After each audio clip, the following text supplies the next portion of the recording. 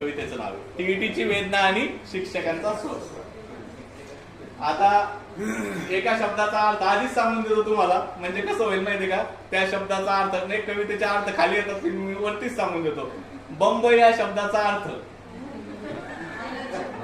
बंब या शब्दाचा अर्थ म्हणजे डोक्यात झालेला गोंधळ, आणि ज्याच्या डोक्यात गोंधळ असतो त्याचं काय आपल्याला करायचं नाही. थोर महात्मे सांगून गेले, थोर महात्मे सांगून गेले, शिक्षक आहे राष्ट्राचा कणा. थोर महात्मे सांगून गेले, शिक्षक आहे राष्ट्राचा कणा. पण साहेब, तुम्ही कधीतरी शिक्षकांच्या व्यथा जाणा, कधीतरी शिक्षकांच्या व्यथा जाणा.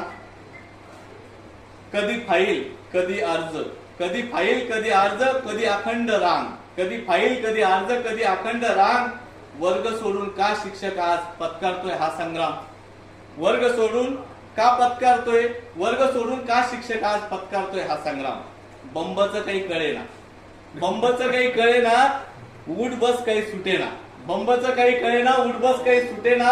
टीईटीच्या प्रश्नात अडकून मन मात्र शांत बसेना, मन मात्र शांत बसेना. टीईटी साठी अट्टहास का, टीईटी साठी अट्टहास का, उगीच मुलांचे नुकसान का. आमच्या गोरगरिबांचे मुलं आहेत त्यांचं नुकसान का, म्हणजे शिक्षक तिकडं चालले. टीईटी साठी शिकवायचं सोडून वाचन करावं लागलं शिक्षक. टीईटी साठी अट्टहास का, उगीच मुलांचे नुकसान का. आमच्या घरचे पोरं पण काय विचारायला बघा, पप्पा तुमची पात्रता संपली का.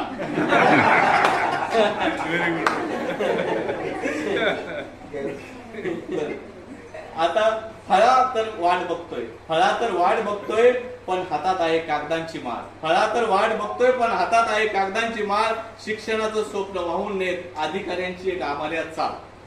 म्हणजे आपलं शिक्षण त्यांची पण वेगळंच काहीतरी त्रुटी शोधायचं आपल्या. अमर्याद चाल. आम्ही आदेश पाळणारे, आम्ही आदेश पाळणारे, शासनाचे सोबती, पण छोट्या मुलांचे पाप नका घडू देऊ आमच्या हातून तुम्ही, आमच्या हातून तुम्ही.